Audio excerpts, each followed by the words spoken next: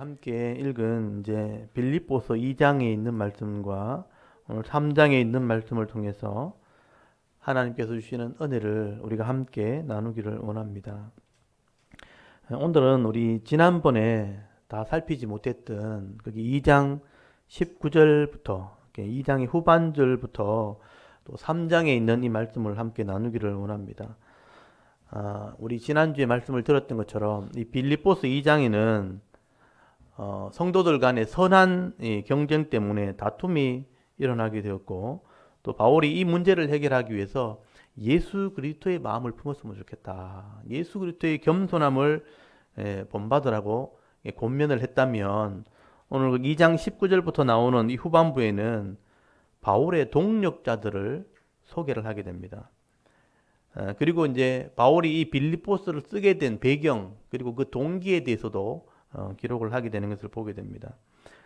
오늘 거기 2장 19절부터 바울의 동력자 두 사람을 소개를 하게 되는데요. 거기 이름을 잘 보시면 디모데라는 사람과 중간에 25절에 에바브라디도라는 사람들을 두 사람을 소개하는 것을 보게 됩니다. 바울은 이방인에게 이렇게 복음을 전하면서 또 많은 교회들을 이렇게 개척해 나가면서 많은 일꾼들을 만나게 됩니다. 바울이 그냥 예루살렘에 있었다라면, 그냥 머물러서 공부나 하고 거기서 그냥 성경이나 연구하는, 율법이나 연구하는 학자가 되었다면 절대로 만날 수 없는 그런 사람들을 선교 현장에서 만나게 됩니다. 그럼 바울이 이렇게 만났던 사람들이 바울의 동력자가 되었고요.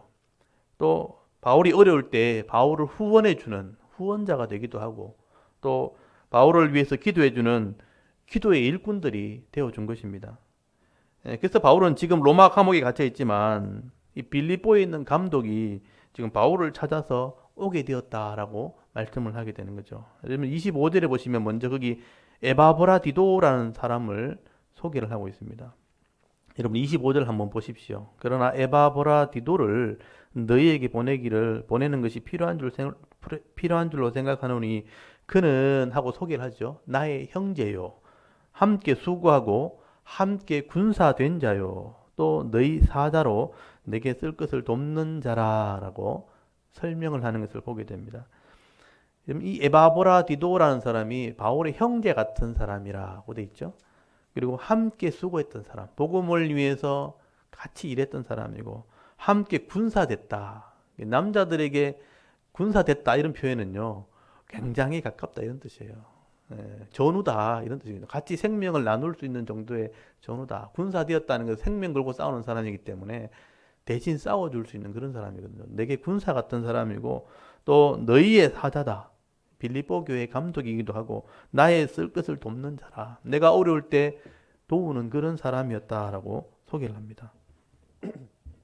이 에바브라디도는 빌립보 교회 감독이니까 아마 유럽에서 만났던 제자였을 것입니다. 바울에게 배웠던 제자였을 것이고, 이제는 이제 성장해서 이제 동력자가 되었고요. 또 바울을 위해서 함께 수고하는 것을 기쁨으로 여기는 하나님의 일꾼이 된 사람이라고 말씀을 하는 겁니다. 여러분 이 에바브라라는 이름의 뜻을 이렇게 보면 사실 이 사람은 원래는 이방인이었다는 것을 알 수가 있어요. 이거 원어를 살피지 않으면 절대 알 수 없는 그런 내용이죠. 그래서 여러분 에바브라라는 것이 두 개 단어가 합쳐진 거죠. 에피 뭐 이렇게 헌신하다 뭐 이런 의미인데, 곁에 있다, 헌신한다 이런 의미인데, 그리고 아프로디테, 에피라는 단어와 아프로디테가 합쳐진 거. 아프로디테라는 것은 여신의 이름이죠. 그러니까 베노스, 그러니까 비너스죠. 비너스. 우리식으로 표현하면 이 사랑의 여신. 그래서 이 에피라는 단어와 아프로디테가 합쳐지니까 에파라디토스라는 단어인데, 이게 성경적으로 쓰임 받을 때 그러니까 에바브라디도라는 말로 기록을 하게 된 거죠. 그래서 비너스에게 헌신한 사람이란 뜻이에요. 여신에 헌신된 사람이니까 이방의 신을 섬기는 사람이란 뜻입니다. 이 에바브라디도는 이렇게 이방인이었을 것인데 그 이름을 봐도 충분히 알 수 있죠. 바울을 만나서 예수를 믿게 되었고 이제 빌립보 교회 일꾼이 되었다 하는 것을 알 수가 있죠. 한마디로 에바브라디도는요 하나님께 헌신된 사람이라는 것입니다. 원래는 비너스에게 헌신한 사람인데 이제는 예수께 헌신한 사람이 되었다. 그래서 자기 인생을 하나님께 내어놓았던 그런 사람이라고 볼 수 있습니다. 그래서 이 에바브라디도가 바울이 로마 감옥에 갇혔다는 얘기를 듣고 성도들이 사랑을 베풀었을 때 그것을 가지고 전달하기 위해서 그 먼 길을 달려온 사람이에요. 정말 헌신된 사람이죠. 아마 바울이 로마 감옥에 갇혔을 때 빌립보 교회 성도들이 워낙 사랑이 많으니까 연보를 한 거예요. 요즘 말로 하면 성교비를 거둔 거죠. 성교비를 가지고 누가 할 것인가? 에바브라디도가 헌신해서 온 겁니다. 내가 전달하겠다 하고 그 먼 길을 달려오게 된 것이죠. 근데 이제 30절에 보시면 오다가 이제 병이 걸린 거죠. 그가 그리스도의 일을 위하여 죽기에 이르러도 라는 말이 병들었다는 거예요. 자기 목숨을 돌보지 아니한 것은 나를 섬기는 너희의 일의 부족함을 채우려 함이라. 성도들이 해야 될 일을 대신했던 사람이라 그런 뜻입니다. 그래서 이 에바브로디도가 중간에 오다가 병이 걸렸는데 배를 타고 오다가 병이 걸렸죠. 몇 개월을 걸려서 온 글이니까. 근데 이 그냥 병이 아니고 죽을 병이 걸린 거예요. 누가 봐도 이거는 죽을 병이라. 근데 그것을 병들었을 때 치료하지 않고 멈추지 않고 로마까지 간 겁니다. 그래서 이 소식을 빌립보 교회 성도들이 다시 들은 거죠. 돌아가는 배에 이 소식을 빌립보 교회를 아는 사람들이 빌립보에 전하게 됐을 때 교회가 난리가 난 거죠. 여러분 누가 선교를 갔는데 병들어 죽게 되었다는 소식을 들어보십시오. 그것도 어떻게 갈 수도 없는 상황에서 온 교회가 아마 난리가 났을 겁니다. 그것을 위해서 기도하고 예전에 그런 적이 있었거든요. 제가 대동교에 있을 때 남아프리카에 비행기 타고 15시간 가는 거예요. 단기 선교 여행을 갔는데 그래서 이제 우리가 선교 여행하고 돌아왔는데 일부는 남아가지고 거기서 이제 더 섬긴다고 남았는데 그 청년 하나가 남아 있었거든요. 근데 그 청년이 선교 훈련 받고 나서 이렇게 쉬러 갔다가 바닷가에 놀다가 바다에 빠져 죽은 거예요. 그 시신을 못 찾는 거예요. 그러니까 이 가족들, 부모들은 난리가 나고요. 교회에서도 청년들이 선교하러 갔는데 선교지도 죽었다는 얘기 들어보십시오. 교회가 난리가 났어요. 시신을 못 찾으니까. 시신을 가지고 와야 뭐 장례를 할 거 아니에요. 근데 그 거리도 너무 멀잖아요. 15시간 비행기를 타고 가야 되니까 결국은 못 찾았어요, 시신을. 그래서 빈 관을 가지고 이제 장례를 치렀습니다. 그러니까 선교지에 문제가 생기면 이 온 교회가 난리가 난다는 거예요. 그러니까 이 감독이 가가지고 교회 일꾼이 가가지고 병들어 죽게 되었다는 얘기를 들었으니까 교회가 난리가 난 거죠. 근데 그 병이 낫게 된 거죠. 낫게 되었을 때 바울이 이 소식을 빨리 교회에 알려야 되겠다. 염려와 근심이 도리어 기쁨이 될 수 있다는 것을 알려줘야 되겠다 하고 이 편지를 쓴 거예요. 그래서 그 28절 보시면요. 그러므로 내가 더욱 급히 그를 보내는 것은 너희로 그를 다시 보고 기뻐하게 하며 내 근심을 들려함이라고 되어 있죠. 근심이 생겼지만 염려가 생겼지만 하나님이 함께 하시면 이게 기쁨으로 바뀐다는 거예요. 그 기쁨을 전하기 위해서 이 편지를 쓰게 되었다. 이게 사실 굉장히 중요한 메시지가 되는 겁니다. 여러분 이렇게 이 땅에서는요. 우리가 예기치 않는 일들을 만날 수 있어요. 성도라 할지라도요. 죽을 것 같은 고통을 경험할 수 있다는 겁니다. 여러 가지 질병도 걸릴 수 있고요. 사고가 일어날 수도 있어요. 그렇지만 이것이 은혜로 지나간다면 합력해서 선이 되게 하시는 분이 하나님이에요.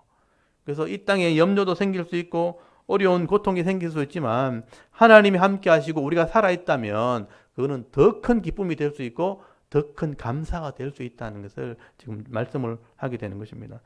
저와 여러분도 마찬가지죠. 신앙생활을 해도 뭐 이런 일이 생길 수 있죠. 신앙생활 하는 직분자들도 고통을 당할 수 있습니다. 여러분 이 에바브라디도가 중간에 가다가 병 걸렸다고 생각해 보십시오. 병 걸려서 자기가 어떤 생각했겠어요? 내가 지금 선한 일 하러 가는데 좋은 일 하러 가는데 내가 왜 죽게 되었나? 내가 뭐 잘못됐나? 그런 고민하지 않겠어요? 내가 실수했나? 아니면 이게 하나님 뜻 아닌가? 근데 그렇게 염려하고 근심하던 것들이 해결되었을 때는요, 더 큰 감사가 되는 거예요. 더 큰 기쁨이 되어지는 것입니다.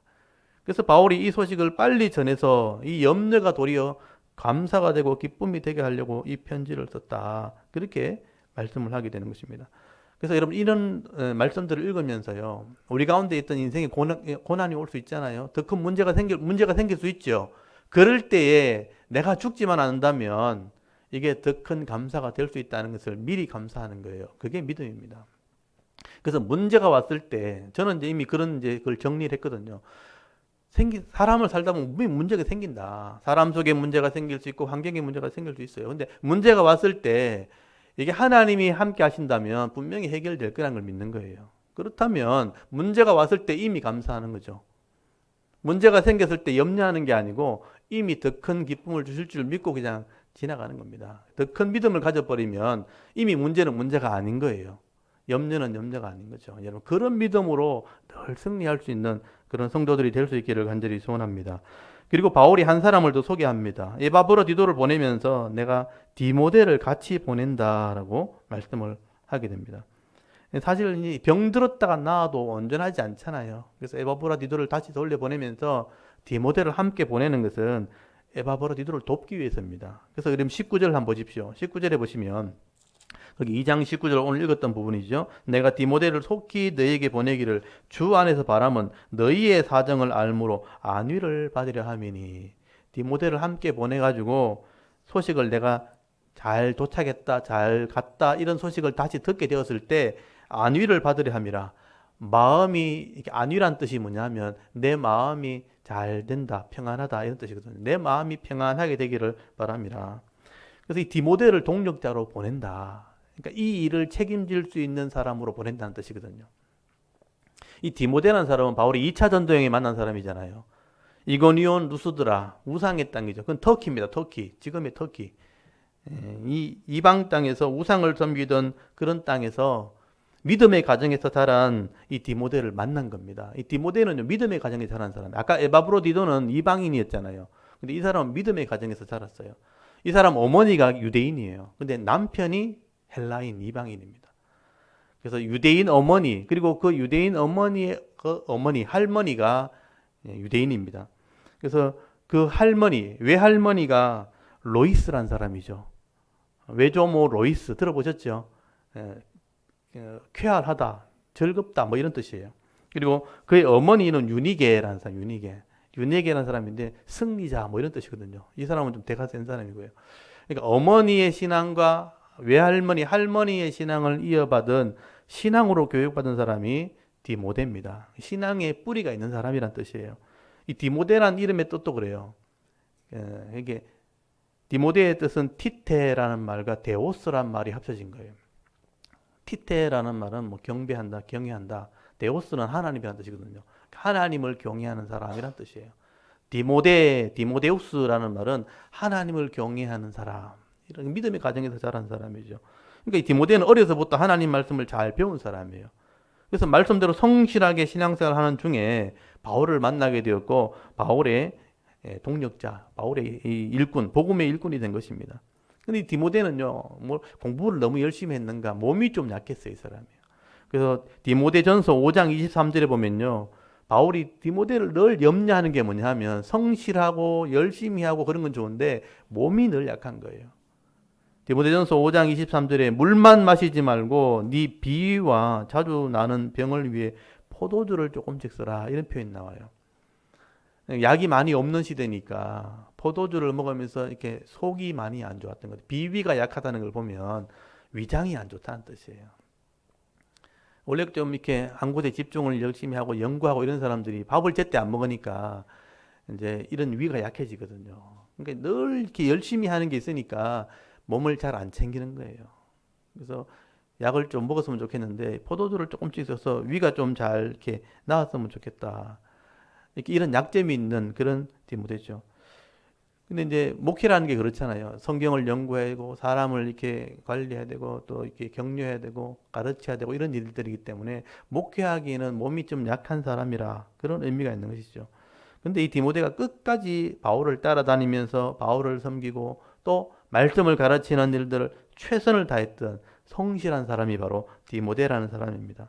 그래서 바울의 생각에는요, 많은 제자들이 있지만 바울이 최고로 의지할 수 있는 사람, 그러니까 신뢰할 수 있는 사람은 디모데다라고 생각을 한 거예요. 그래서 오늘 20절 한번 보십시오.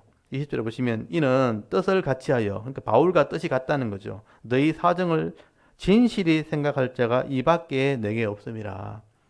그러니까 이 성도들을 잘 살펴가지고 이것을 끝까지 잘 해낼 사람은 디모데밖에 없다 이런 뜻이에요. 그래서 디모데를 보내는 겁니다. 그들이 다 자기 일을 구하고 그리스도 예수의 일을 구하지 아니하되 디모데의 연단을 너희가 안 하니 자식이 아버지에게 함같이 나와 함께 복음을 위하여 수고하였느니라. 여러분 이 두 절 안에 보면 디모데의 성격이 다 드러나게 됩니다. 바울과 생각이 같던 사람이에요. 그래서 성도들 끝까지 살필 수 있는 그런 마음을 가진 사람이 이밖에 없다. 왜냐하면 다 자기 일을 구하고 그리스도 일을 구하지 않는 그런 사람들이 많다는 거죠. 예수 믿는다 하지만 일꾼이 되었다 하지만 자기 일을 구하는 사람이 더 많아요. 예수 일을 구하지 않는데 이 디모데는 끝까지 변함없이 성실하게 일하는 그런 일꾼이라는 것입니다. 그래서 이 디모데가 얼마나 잘 섬기는지 자식이 아버지에게 하듯이 사람을 섬긴다는 거예요. 자식이 아버지에게 하듯이 바울도 섬기고 성도를 섬기는 일에 헌신하는 사람이라. 그래서 이 디모데를 한마디로 말하면 목자의 심정을 가진 사람이죠. 하나님 마음을 가진 사람이에요. 그래서 디모데에게 뭘 맡기면 최선을 다해서 해내는 그런 사람이었어요. 그래서 바울이 나중에 나이가 더 들고 난 뒤에는요, 디모데를 아예 아들이라고 표현하죠. 디모데 전서 1장 2절에 보면 디모데에게 편지하면서 믿음 안에 참 아들 된 디모데에게 편지하노니 네가 진짜 아들이다 이렇게 표현했죠. 참 아들 된 디모데에게 편지한다.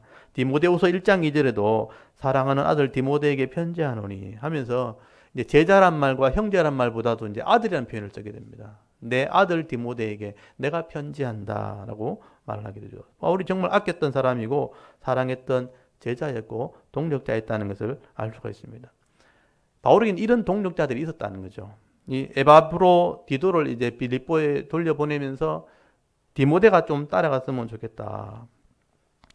디모데가 옆에서 힘이 되어주고 모든 일을 잘 전하고 또 하나님 말씀을 잘 가르치는 일들을 빌립보의 교회 가서 잘 하는 소식을 내가 듣고 싶다 하면서 바울이 디모데를 보내게 된 것입니다. 바울은 이런 동력자들이 있었기 때문에 이런 복음을 전하면서 고난을 당하기도 하고 매를 맞고 감옥에 들어가서 이렇게 험한 일을 당하기도 하지만 이런 일꾼들이 있기 때문에 기쁨으로 같이 감당하게 되는 겁니다.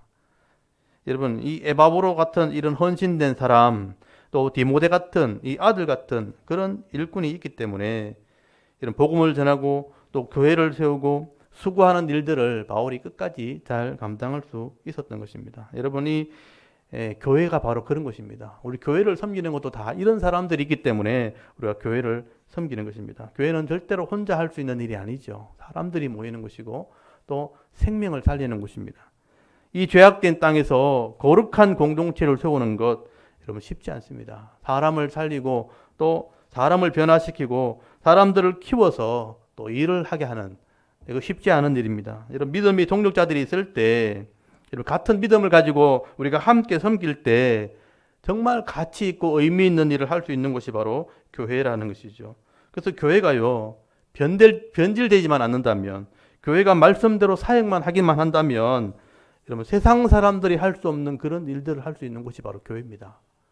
여러분 그런 일에 우리가 같이 헌신을 하게 되는 것이죠. 오늘 저와 여러분도 우리가 평범하게 이렇게 신앙생활을 하는 것 같지만 이왕이면 이 세상 속에서 이런 믿음의 동력자들을 많이 만나셨어요. 함께 우리가 기도하면서 이런 섬김으로 이 교회를 섬길 때 이 죄악의 땅 가운데 하나님 나라를 세워나가는 그리고 가치가 있고 의미가 있는 그런 신앙생활을 해나갈 수 있는 우리 샤론교회 모든 성도들이 될 수 있기를 간절히 소원합니다. 그리고 우리 3장으로 넘어가면요. 3장에 가면 바울이 걱정과 염려가 섞여져 있는 글을 기록하는 것을 보게 됩니다. 이 3장에는 바울의 눈물도 있고 바울의 안타까움도 있습니다. 그게 뭐냐 하면요. 바로 이단에 대한 문제입니다. 거기 오늘 빌립보서 3장 2절을 한번 보십시오. 2절에 보시면 개들을 삼가고 행악하는 자들을 삼가고 몸을 상해하는 일을 삼가라 이런 표현 나오죠. 이 개들이라고 표현된 거는 이제 유대인들 개념 속에서 부정한 짐승이라는 뜻이거든요. 부정한 짐승이라는 것은 영적으로 보면 이단을 얘기하는 겁니다. 이단. 그래서 이단의 특징이 행악을 행하면서 몸을 상한다. 그래서 할례를 강조한다는 것을 강조한 거예요. 그러니까 할례를 하는 게 살을 잘라내는 거잖아요. 몸을 상하는 것을 자랑하고 또 율법을 철저히 지키는 것을 강조하게 되는, 그래서 그걸 교만하게 되고 외식하게 되는 그것을 강조하는 것이 바로 잘못된 신앙이다. 그게 그 당시 할례당이에요. 할례당. 할례를 강조했다 그래서 할례당이라고 말하는 것입니다. 당시에 이 기독교인들이 할례당을 이단으로 그렇게 생각을 했었습니다. 예수를 같이 믿는 것 같은데 이 할례당들은요, 기독교인들이 이런 할례를 행하지 않는다, 또 율법을 지키지 않는다, 이것 때문에 굉장히 핍박을 했던 사람이 할례당들입니다. 이 할례당이 원래 유대인이거든요. 유대인에서 기독교가 나기 때문에 당연히 할례를 행해야지만, 먼저 유대인이 되고 난 뒤에 예수를 믿어야 된다고 생각한 거예요. 이 잘못된 교리를 가지게 된 겁니다. 예수님도 유대인이고 12제자도 유대인이고, 그렇기 때문에 우리가 구약의 배경에서 예수님이 나왔기 때문에 예수를 믿고 구원받으려면 구약부터 먼저 지켜야 된다, 그렇게 생각한 거예요. 그래서 할례도 받아야 되고 율법도 철저히 지킬 때 이런 행함이 있음으로 구원받는다고 강조를 하게 되는 거예요. 그래서 행위를 강조하는 그런 신앙이 되었기 때문에 그게 잘못된 신앙이 된 것이죠. 교리로 말하면 구원론이 잘못된 겁니다. 그래서 이 사람들이 기독교인들을 굉장히 핍박을 하게 되는데요. 이 할례를 받아야 구원받는다고 강조하다 보니까 할례만 받으면 구원받는다, 이렇게 되는 거죠. 이게 형식적으로 또 전통을 강조하게 되고요. 율법을 철저히 지켜야 된다고 생각하니까 잘 못 지키잖아요. 못 지키니까 지키는 척 해야 되잖아요. 그러니까 외식이 되는 거죠. 외식되고 이중적인 신앙을 하는 게 할례당의 특징이에요. 근데 이런 사람들이 기독교인들을 자꾸 핍박을 하게 되는 것입니다. 그래서 이제 정통파 유대인들은 아예 예수를 믿지 않는 사람들이에요. 유대인 정통파는 예수님이 메시아가 아니다고 하니까 기독교인하고는 아예 상대를 안 하면 되는 거예요. 근데 할례당은 기독교인인 거예요. 예수 믿는다고 하는데 성도들과 어울리면서 할례 안 받았냐 이렇게 물어보고, 율법 안 지키냐 막 이렇게 하니까, 기독교인이니까 늘 접해야 되는데 할례를 강조하고 율법을 강조하다 보니까 기독교인과 굉장히 마찰이 생기는 거죠. 다툼도 생기고 논쟁이 생기고 책망도 하고 이렇게 되는 거죠. 그래서 이 당시 이 기독교인들은요, 정통파 유대인들에게는 아예 완전히 이제 다른 완전 이단처럼 핍박을 받는 것이지만, 이 할례당들과는 계속 이제 이단 취급받는 다툼이 생기는 그런 일들이 생기게 된 것입니다. 사실 바울이 제일 많이 다투었던 사람이 할례당들이에요. 예수 믿는다고 하면서 교리가 다르기 때문이죠. 근데 이런 할례당들이 빌립보 교회에 들어가가지고 빌립보 교회 성도들을 혼란하게 만들어 버린 거죠. 할례를 지키고 율법을 강조하고 바울이 잘못됐다고 막 가르친 거예요. 그래서 바울이 이런 할례당들의 신앙이 빌립보 교회에 들어갔다는 것을 이제 에바브로디도에게 들은 것이죠. 로마까지 왔으니까. 그래서 이제 이런 육신의 모양을 따라서 율법을 행함으로 구원 얻으려고 하는 것은 잘못된 것이라는 걸 설명하기 시작하는 거죠. 이게 구원론에 대한 얘기예요. 그래서 여러분 4절부터는 바울이 자기도 옛날에 모를 때는 이걸 강조했다. 할례도 받았고 율법을 강조하는 신앙을 가졌다는 거예요. 근데 예수님이 누군지를 알고부터는 이게 잘못됐다는 것을 내가 인정했다는 거예요. 이게 중요한 겁니다. 잘 보십시오. 나도 유대인이었고, 여기 보시면 나오죠. 여기 4절부터 나오잖아요. 4절부터 5절에 보면 나도 원래는 유대인이었고 난지 8일 만에 나는 할례도 받았고 내가 베냐민 집하고 히브리인 중에 히브리인이고 또 율법으로는 바리새인이다. 학자다 말이죠.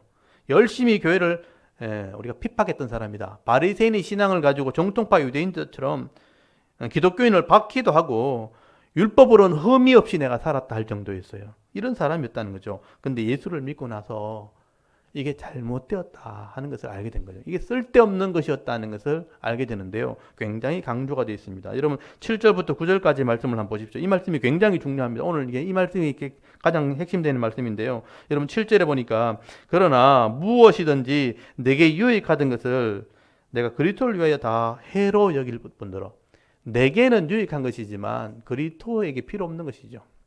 그래서 이거는 해로 여긴다는 게 뭐냐면 손해 본다 이런 뜻입니다. 또한 모든 것을 해로 손해 보는 것은 내 주 그리스도 예수를 아는 지식이 가장 고상하기 때문이라. 내가 그를 위하여 모든 것을 잃어버리고 손해 보고 배설물로 쓰레기나 오물처럼 여겼다. 그리스도를 얻고 그 안에 발견되려 하매니 내가 가진 의는 율법에서 어떤 행위에서 난 것이 아니요 오직 그리스도를 믿음으로 말미암은 것이니 곧 믿음으로 하나님께로부터 난 의라라고 설명을 하게 됩니다. 이 부분을 잘 이제 묵상하셔야 돼요.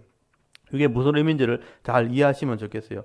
여러분, 예수를 믿고 구원받는 것 외에는 다른 것은 구원에는 필요 없는 거예요. 할례라든지 율법의 행위라든지 이 구원에는 관계없는 거예요. 예수를 그리스도를 믿음으로 하나님 구원 계획과 십자가와 부활을 믿음으로 구원받는 것입니다. 그래서 바울은 이 예수를 아는 지식이 가장 고상하다 이런 표현 썼죠. 이 고상하다라는 표현이 뭐냐 하면요, 탁월하다 이런 뜻이에요. 위에 있다. 이게 가장 고차원 지식이다 이런 뜻입니다. 여러분, 그리스도를 바로 알고 바로 믿는 것이 최고의 높은 지식이 되는 것이다. 그래서 예수 외에는 다른 형식적인 신앙이나 이런 지식을 더할 필요가 없는 거죠. 그래서 바울이 이걸 강조하기 위해서 다른 지식이나 다른 어떤 노력은 구원에 필요 없죠. 그래서 이것을 강조하는 의미에서 배설물이라는 표현을 쓴 거예요. 배설물이라는 표현은 우리식으로 뭐 강하게 표현하면 그건데요. 근데 제가 말을 하기 좀 그래서 그냥 쓰레기나 오물로 이렇게 표현하는 거예요. 아무 필요 없는. 그러니까 사람이 음식을 먹었을 때 필요하면 다 흡수가 되잖아요. 다 쓰임 받는데 필요 없으니까 뒤로 나간다는 거예요. 그게 이제 배설물이거든요. 필요 없는 거다 이런 뜻이에요. 필요 없으니까 뒤로 나가서 오물이 되는 거다라고 표현하는 것이죠. 이런 할례당들이 주장하는 이런 할례라든지 율법의 행위가 구원을 주는 게 아니기 때문에 구원에서는 이거는 배설물과 같은 것이다. 이거 잘못된 교리를 버렸다는 것입니다. 그래서 바울이 믿는 이 구원의 믿음은요, 율법에서 난 게 아니에요. 할례에서 주어진 게 아니에요. 예수를 믿음으로 난 것이라. 일단 9절 잘 보시면요, 내가 가진 이 의라는 것은, 이 구원이라는 것은 율법에서 난 것이 아니요 오직 그리스도를 믿음으로. 이 그리스도 안에 십자가와 부활이 있단 말이에요. 십자가와 부활을 믿음으로 말미암은 것이기 때문에 이 믿음으로 하나님께 난 의다, 그렇게 표현한 거죠. 이게 바울의 믿음이라는 것입니다. 여러분, 이런 분명한 믿음이 있게 되어질 때, 이런 예수 그리스도를 아는 분명한 지식이 있을 때 이게 분별이 되는 거예요.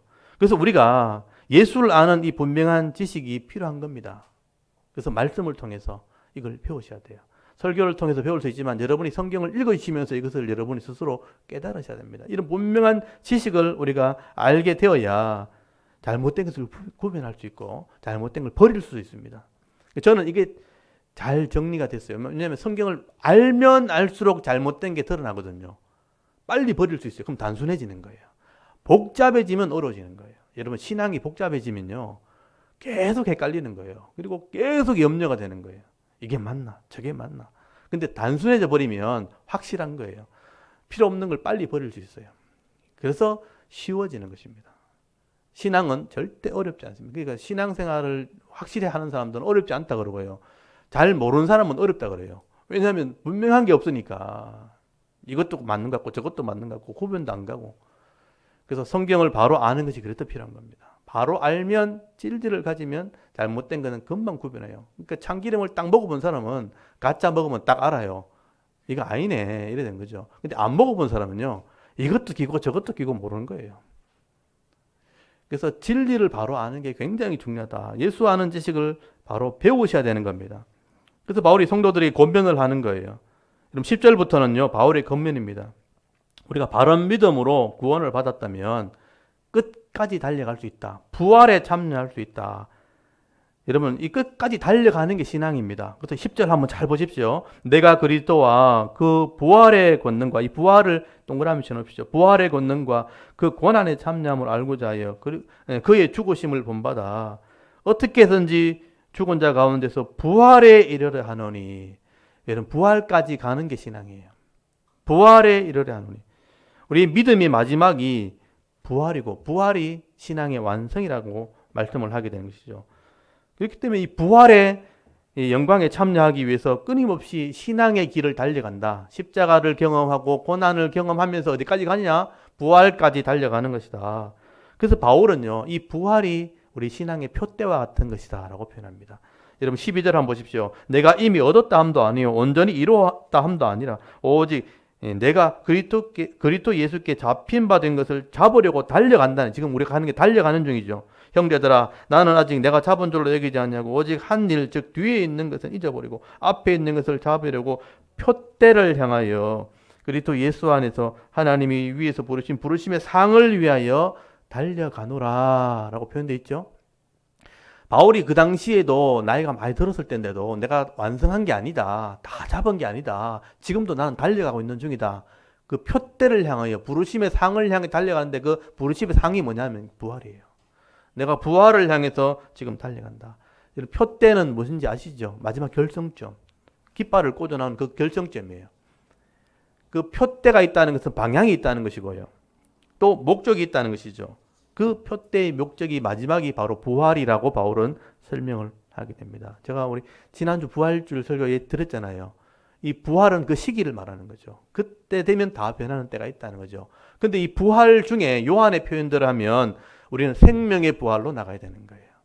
불신자도 부활하지만 심판의 부활로 가잖아요. 예수를 믿고 십자가와 부활을 믿고 죄사함 받고 생명의 부활을 향해 달려가는 겁니다. 불신자들은 심판의 부활로 나오게 되는 거죠. 생명의 부활로 나와야 새하늘과 새 땅, 영원한 하나님 나라에 들어가는 것이고, 심판의 부활로 나오게 되어지면 부활을 해도 심판을 받기 때문에 불못에 들어가게 되어지는 거죠. 지금 바울이 말하는 이 부활은 생명의 부활을 향해 지금 달려간다는 것입니다. 그러면 우리가 할례당처럼 구원을 받으려고 뭐든 할례를 받는다든지 율법을 행하려고 하는 게 아니라는 거죠. 예수 그리스도를 믿는 것입니다. 예수님께서 우리 죄를 위해 죽으셨다는 것, 그 십자가를 믿고 이 부활에 참여하게 되는 것이다. 그래서 이런 부활에 참여하기 위해서 말씀을 지키는 거예요. 말씀을 지켜서 구원하는 게 아니고 이미 십자가를 믿고 부활에 참여하는 자가 되었기 때문에 말씀을 지키는 삶이 따라오는 것입니다. 그렇게 우리 반대로 되면 안 된다는 거죠. 그래서 이 17절 한번 찾아보십시오. 형제들아, 너희는 함께 나를 본받으라. 그리고 너희가 우리를 본받는 것처럼 그와 같이 행하는 자들, 이렇게 믿음 생활 잘하는 자를 눈여겨보라는 거죠. 신앙생활 잘하는 사람을 따라가야 된다. 지금 바울이 열심히 신앙생활에서 지금 달려가고 있는 모습을 보고 자기를 본받아. 내가 십자가와 부활을 향해 달려가는 모습을 본받으라는 것입니다. 그리고 신앙생활 잘하는 사람이 있으면 눈여겨보고 그 사람을 따라가라. 근데 왜 이단을 따라가느냐? 근데 성도들이 그 당시에 지식이 없으니까요. 이런 이단을 따라가게 되었다는 거예요. 그래서 몇천 따라갔다고 돼 있죠. 여러분 18절 한번 보십시오. 내가 여러 번 너에게 말하였거니와 이제도 눈물을 흘리며 말하노니 여러 사람들이 그리스도의 십자가의 원수로 행하느니라. 빌립보 교회 성도들 중에 이런 바른 지식을 가지지 않게 되니까 그걸 따라간 사람이 있었다는 거죠. 할례를 행해야 된다. 율법을 행해야 된다. 잘못된 이단들이 할 때 따라가가지고 원수처럼 돼버렸다는 거예요. 이게 원수처럼 됐다는 건 뭐냐면 기독교인들을 막 욕한다는 거예요. 너 잘못됐다면서 그렇게 하면 안 된다면서 자기들이 거룩한 것처럼 율법을 다 행하지도 못하면서 그런 사람이 나온다는 거예요. 여러분 구원파가 그렇게 하는 거예요. 잘못된 이단에 들어가면요. 교회가 잘못됐다는 거죠. 여러분 이단에서 제일 말하는 게 뭐냐면 교회가 잘못됐다는 걸 먼저 얘기하는 거예요. 왜냐면 그게 사실이니까. 교회가 온전하지 않잖아요. 목사도 잘못될 수 있고 장로도 잘못될 수 있고 성도들도 엉망으로 살 수 있잖아요. 봐라 교회가 잘못됐다. 그래서 우리처럼 해야 된다고 시작하는 거예요. 그래서 이 교회의 원수처럼 행하는 사람들이 있었다. 바울이 눈물을 흘리면서 그런 사람이 있다는 것을 알게 되었다고 말하는 것이죠. 이렇게 잘못된 길을 가게 되면요. 영혼이 망하게 됩니다. 여러분 19절 이게 이단의 특징이에요. 그들의 마지막은 멸망이에요. 그들의 신 데오스 그러니까 그들의 하나님은 배가 뭐냐? 이제 우리 인간의 배 있죠. 그러니까 만족함, 쾌락 이런 것들이에요. 그들의 신은 그들의 육신의 만족밖에 없다는 거죠. 그걸 향해 달려가는 것이다. 그들의 영광이라는 것은 그들의 부끄러움, 끝에 가면 부끄러움을 당하게 될 것이고 땅의 일을 생각하는 거죠. 하늘의 일을 생각하는 게 아니고 이 땅에서 그냥 잘 사는 그것만 생각하는 게 이단이에요. 여기서 잘 되게 해줄게 그거밖에 없는 거예요. 사탄이 뭘 우리가 유혹하냐면요. 여기서 잘 되게 해줄게. 근데 천국은 보장 못해. 그게 이 사탄의 특징이에요. 그게 쏘고만 안 된다는 거예요. 그러니까 어려운 사람들한테 이단들이 많이 가요. 그래서 잘 되게 해줄게. 그리고 돈은 많은데 걱정이 많은 사람들, 이거 지키려고 애쓰는 사람들, 그러면 이단에 속는 거예요. 그거 배나 누리게 해줄게 이렇게 하는 거예요. 땅에서 잘 두게 해줄게. 그들의 신은 배, 이 땅에 만족밖에 없는 거예요. 결국은 멸망이에요. 여러분 우리 하늘의 시민권은 하늘에 있다고 돼 있잖아요. 바울이 말하는 것도 우리 시민권이 하늘에 있다면 하늘의 신앙을 가지고 살아가야 되는데 이 땅의 중심으로 살아가면 그게 이단이 되는 것입니다. 우리의 시민권은 하늘에 있고 우리가 믿음의 길을 달려갈 때 우리의 몸이 영광스러운 모습으로 변화되는 그것을 우리가 참여하기 위해서 가는 거다. 그래서 우리 3장 마지막 절에 보시면요. 영광의 몸의 형체와 같이 변화되는 이 부활을 향해서 우리가 달려가는 것이다 라고 표현을 하고 있는 것입니다. 여러분, 이 신앙의 모습들을 잘 보셔야 됩니다. 우리의 육신의 몸이 영광스러운 모습으로 변화되는 이 부활을 향해서 달려갈 때 그 부활이 우리 신앙의 완성이 되어지는 것이죠. 그것을 향해서 우리가 달려가야 되는 것입니다. 이런 바른 믿음을 가지고 끝까지 달려가야 그게 이루어지는 거예요. 바른 믿음과 끝까지 가야 우리가 부활에 참여하는 자가 되어지는 것이다. 그래서 바울은 이것을 그래서 이 뒤에 3장 전체를 길게 설명을 하게 되는 거죠. 우리가 예수 그리스도를 믿음으로 구원을 받았고요. 또 이 구원을 받았기 때문에 부활에 참여하기 위해서 이 땅에서 말씀대로 순종하기 때문에 고난도 받는 거죠. 그래서 고난을 감당하면서 말씀대로 순종하는 삶을 살아가는 것, 이게 바로 신앙의 길이다. 이게 우리가 달려가는 것이다 라고 말씀을 하게 되는 것입니다.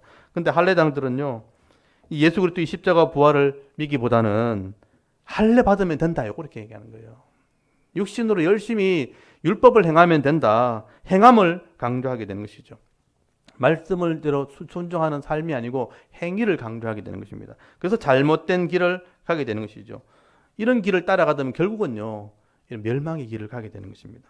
오늘도 많은 사람들이요, 십자가와 부활을 제대로 전하지 않는 그런 이단들이 지금 교회에 나오게 되죠. 이런 교회의 특징이 그거예요. 십자가 부활을 제대로 전하지 않아요. 예수 그리스도를 바로 가르치지 않습니다. 자기가 예수라 그럽니다. 자기의 규례를 만들어요. 통제를 지켜요. 이것만 잘하면 된다. 여러분, 우리가 잘 알고 있는 대구에 큰 이단이 있죠. 그러면 자기들의 교육 과정이 있어요. 그걸 잘 이수하면 된다는 거죠. 굉장히 복잡하게 만들어놨어요. 사람들은 성취욕이 있거든요. 하나씩 해나가면서 성취욕을 맛보면서 가는 거예요. 거기에 한번 들어가면요, 자기들의 규례만 잘 지키면 된다는 거예요. 시험 치고 막 이렇게 성적 매기고 그렇게 하는 거예요. 그렇게 해서 구원에 이르는 것처럼, 그리고 예수를 다른 걸로 바꿔놓는 거예요. 예수를 바로 믿지 못하게 하는 거죠. 그리고 그들의 헌신을 강조하게 됩니다. 헌신해야 된다. 그래서 인간의 노력이 필요해 구원 얻는다, 이렇게 강조하는 거예요. 대단한 헌신을 요구하는 거예요. 노력해야 구원받는 거다라는 것을 행위를 강조. 이 할례당과 똑같은 거예요. 그렇게 해서 이단으로 끌고 가는 것입니다. 그렇게 할 때 우리가 영혼이 망하게 되는 거죠. 결국 마지막은 영혼의 멸망이요. 이 땅에서는 그냥 잘 되는 것, 배만 위하는 인생밖에 안 되는 거죠.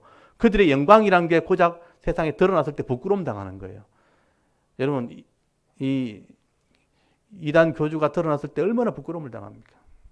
수갑을 차고 감옥에 들어가고, 그들이 신이라고 믿던 사람들이요, 나중에 다 부끄러움을 당하는 거예요. 그들의 영광이라는 게 고작 부끄러움이라는 거예요. 그리고 그냥 이 땅에서 유의하는 생각만 가지고 살아가는, 그게 바로 이단입니다. 그래서 우리는 분명한 신앙과 지식을 가져야 되는 것이죠. 그래서 바울이 얘기하는 겁니다. 예수님께서 내 죄를 위해 십자가에 죽으심으로 우리 죄 문제를 해결하셨고요, 부활하심으로 영생의 길을 열어놓으셨다는 거죠. 이 십자가와 부활을 믿는 믿음 안에서 부활에 참여하는 자가 되기 위해서 지금도 달려가는 것입니다. 그게 우리의 신앙이 돼요. 끝까지 가야 부활의 영광에 참여하는 것이다. 부활에 참여할 자들이기에 이 땅에서 말씀대로 하나님을 경외하는 삶, 예배하는 삶을 사는 것이죠. 그리고 이웃을 섬기는 삶, 사랑하는 삶을 우리가 살아가게 되는 거죠. 이 믿음의 길을 끝까지 달려가는 것, 그게 우리가 마지막 부활에 참여하는 신앙이 되어지는 것이죠. 여러분 4장 1절 한번 보십시오. 그러므로 나의 사랑하고 사모하는 형제들아, 그러니까 여러분에게 하는 말이죠. 나의 기쁨이여 면류관인 사랑하는 자들아, 이와 같이 주 안에 서 있으라, 주 안에 서라, 이렇게 말씀을 하게 됩니다. 그래서 4장은 마지막 권면의 말씀이 나와요. 일단 이게 다음 주에 제가 말씀을 드릴 겁니다. 지금도 많은 이 교회 안에는 이런 이단들이 들어와서 잘못된 지식으로 우리를 미혹을 하게 됩니다. 신천지 같은 이단들, 교회에서 가장 많이 우리를 유혹하는 이단입니다. 여호와의 증인들, 여호와만 믿는 사람들이요, 신약을 믿지 않아요. JMS, 이건 완전히 교주입니다. 신약 구약을 완전히 엉망으로 가르칩니다. 그래서 결국 성적인 유혹이 굉장히 많아요. JMS 아십니까? 정명석이 지금 감옥에 있다 나왔죠. 지금 이단의 교주입니다. 구원파, 구원만 강조하는 것이죠. 예루살렘 교회, 귀신론자들, 이 땅의 모든 어려움은 귀신 때문에 오는 거다. 귀신을 쫓아내면 된다. 신비를 추구하는 겁니다. 무당처럼 행동합니다. 이런 이단들이요, 성경을 가지고 우리를 미혹을 하게 되는 것입니다.